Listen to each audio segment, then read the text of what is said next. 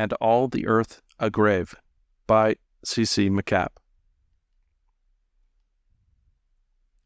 There's nothing wrong with dying. It just hasn't ever had the proper sales pitch. It all began when the new bookkeeping machine of a large Midwestern coffin manufacturer slipped a cog, or blew a transistor, or something. It was fantastic that the error, 1 or 2 decimal places, should enjoy a straight run of OKs, human and mechanical, clear down the line. But when the figures clacked out at the last clacking out station, there it was. The figures were now sacred, immutable, and it is doubtful whether the president of the concern or the chairman of the board would have dared question them, even if either of those 2 gentlemen had been in town. As for the advertising manager, the last thing he wanted to do was question them. He carried them, they were the budget for the coming fiscal year, into his office, staggering a little on the way, and dropped dazedly into his chair.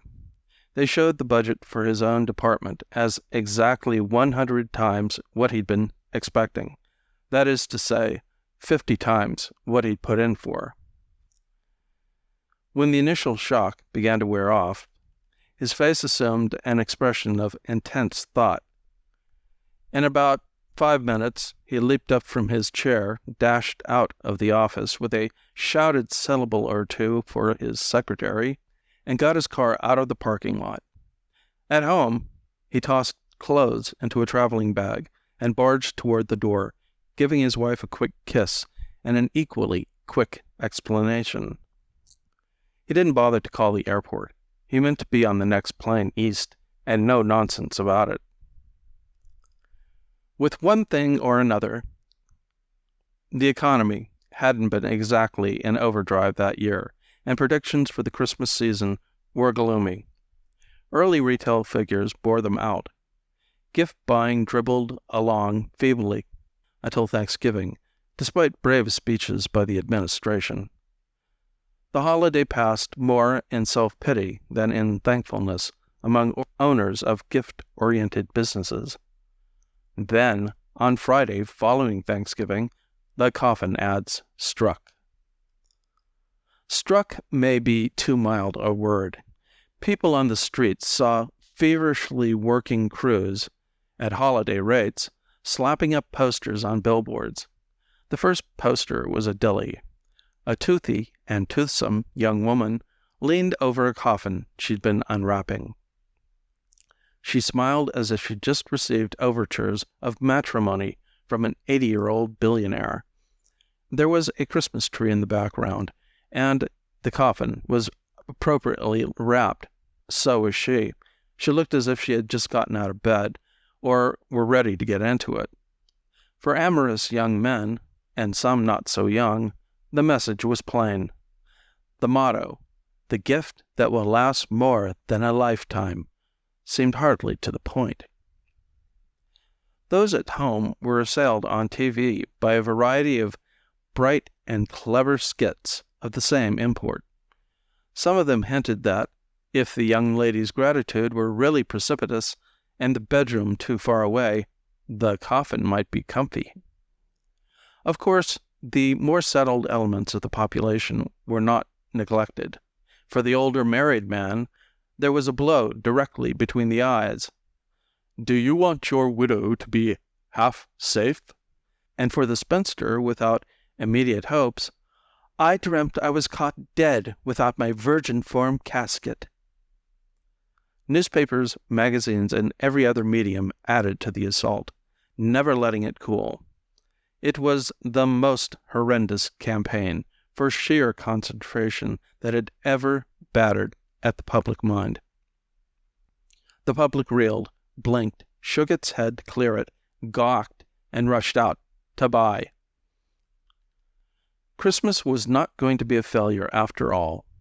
Department store managers who had, grudgingly and under strong sales pressure, made space for a single coffin somewhere at the rear of the store, now rushed to the telephones like touts with a direct pronouncement from a horse. Everyone who possibly could got into the act. Grocery supermarkets put in casket departments.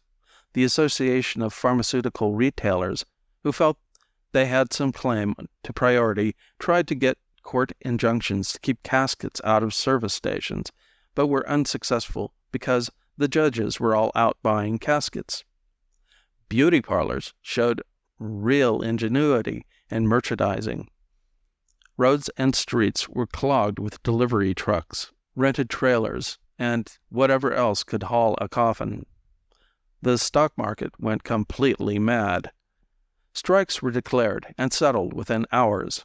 Congress was called into session early. The president got authority to ration lumber and other materials suddenly in starvation short supply.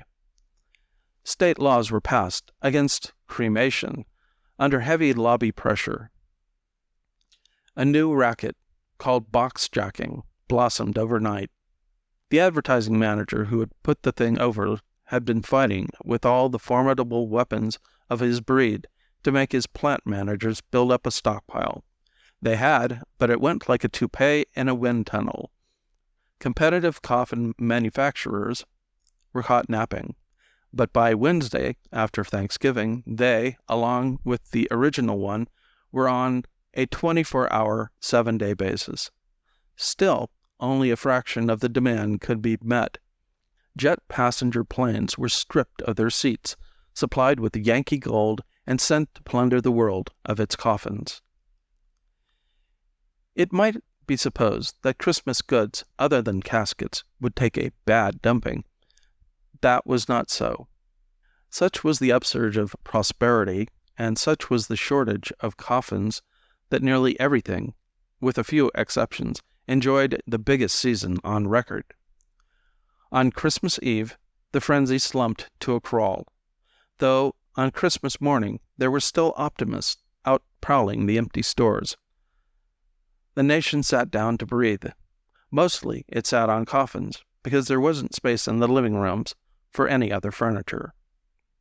There was hardly an individual in the United States who didn't have, in case of sudden sharp pains in the chest, several boxes to choose from. As for the rest of the world, it had better not die just now, or it would be literally a case of dust to dust. Of course, everyone expected a doozy of a slump after Christmas, but our advertising manager, who by now was, of course, sales manager and first vice president also, wasn't settling for any boom and bust. He'd been a frustrated victim of his choice of industries for so many years that now, with his teeth in something, he was going to give it the old bite. He gave people a short breathing spell to arrange their coffin payments and move the presents out of the front rooms. Then, late in January, his new campaign came down like 100 megatonner.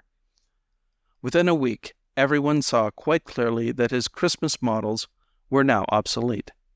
The coffin became the new status symbol. The auto industry was, of course, demolished. Even people who had enough money to buy a new car weren't going to trade in the old one and let the new one stand out in the rain. The garages were full of coffins. Petroleum went along with autos, though there were those who whispered knowingly that the same people merely moved over into this new industry. It was noticeable that the center of it became Detroit. A few trucks and buses were still being built, but that was all. Some of the new caskets were true works of art. Others, well, there was variety. Compact models appeared, in which the occupant's feet were to be doubled up alongside his ears. One manufacturer pushed a circular model, claiming that, by all the laws of nature, the fetal position was the only right one. At the other extreme were virtual houses, ornate and lavishly equipped. Possibly the largest of all was the togetherness model, triangular with graduated recesses for father, mother, 8 children, plus 2 playmates, and in the far corner beyond, the baby, the cat. The slump was over. Still, economists swore that the new boom couldn't last either. They reckoned without the advertising manager, whose eyes gleamed brighter all the time. People already had coffins, which they polished and kept on display, sometimes in the new coffin ports being added to houses. The advertising manager's reasoning was direct and to the point. He must get people to use the coffins, and now he had all the money to work with that he could use. The new note was woven in so gradually that it is not easy to put a finger on any one ad and say, it began here. One of the first was surely the widely printed one showing a tattooed, smiling young man with his chin thrust out manfully, lying in a coffin. He was rugged-looking and likable, not too rugged for the spindly limb to identify with, and he oozed, even though obviously dead, virility at every pore. He was probably the finest-looking corpse since Richard the Lion-Hearted. Neither must one overlook the singing commercials. Possibly the catchiest of these, a really cute little thing, was achieved by jazzing up the funeral march. It started gradually, and it was all so unviolent that few saw it as suicide. Teenagers began having popping-off parties. Some of their elders protested a little, but adults were taking it up too. The tired, the unappreciated, the ill, and the heavy-laden lay down in growing numbers and expired. A black market in poisons operated for a little while, but soon pinched out. Such was the pressure of persuasion that few needed artificial aids. The boxes were very comfortable. People just closed their eyes and exited smiling. The beatniks, who had their own models of coffin, moldy, scroungy, and without lids, since the beatniks insisted on being seen, placed their boxes on the Grant Avenue in San Francisco. They died with highly intellectual expressions, and eventually were washed by the gentle rain. Of course, there were voices shouting, "Calamity!" when aren't there? But in the long run, and not a very long one at that, they availed not. It isn't hard to imagine the reactions of the rest of the world, so let us imagine a few. The Communist bloc immediately gave its stamp of disapproval, denouncing the movement as a filthy, capitalist, imperialist pig plot. Red China, which had been squabbling with Russia for some time about a matter of method, screamed for immediate war. Russia exposed this as patent stupidity, saying that if the capitalists wanted to die, warring upon them would only help them. China surreptitiously tried out the thing as an answer to excess population, and found it good. It also appealed to the well-known melancholy facet of Russian nature. Besides, after pondering for several days, the Red Bloc decided it could not afford to fall behind in anything, so it started its own program, explaining with much logic how it differed. An elderly British philosopher endorsed the movement on the grounds that a temporary setback in evolution was preferable to facing up to anything.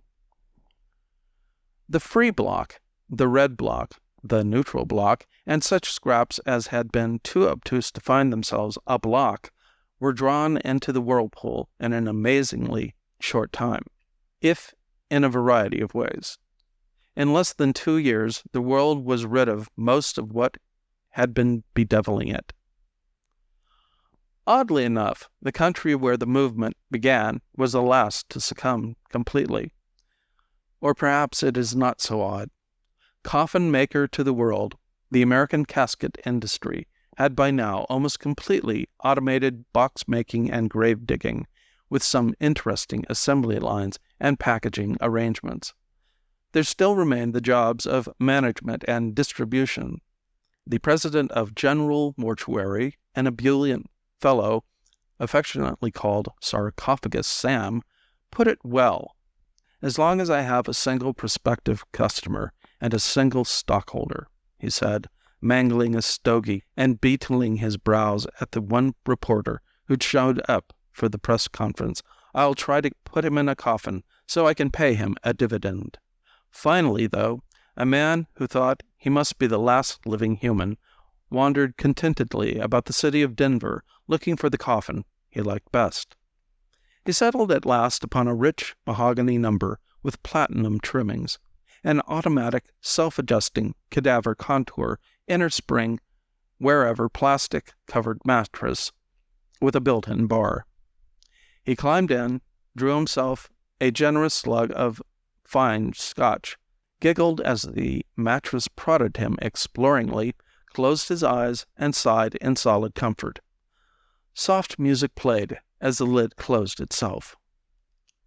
From a building nearby, a turkey buzzard swooped down, cawing in raucous anger because it had let its attention wander for a moment. It was too late. It clawed screaming at the solid cover, hissed in frustration, and finally gave up. It flapped into the air again, still grumbling. It was tired of living on dead, small rodents and coyotes. It thought it would take a swing over to Los Angeles, where the pickings were pretty good. As it moved westward over parched hills, it espied two black dots a few miles to its left. It circled over for a closer look, then grunted and went on its way. It had seen them before. The old prospector and his burro had been in the mountains for so long the buzzard had concluded that they didn't know how to die. The prospector, his name was Adams, trudged behind his burro toward the buildings that shimmered in the heat, humming to himself now and then, or addressing some remark to the beast. When he reached the outskirts of Denver, he realized something was amiss. He stood and gazed at the quiet scene. Nothing moved except for some skinny pack rats and a few sparrows foraging for grain among the unburied coffins. "Tarnation," he said to the burro. "Martians?" A half-buried piece of newspaper fluttered in the breeze. He walked forward slowly and picked it up. It told him enough so that he understood. "They're gone, Evie," he said to the burro. "All gone." He put his arm affectionately around her neck. "I reckon it's up to me and you again. We got to start all over." He stood back and gazed at her with mild reproach. "I sure hope they don't favor your side of the house so much this time."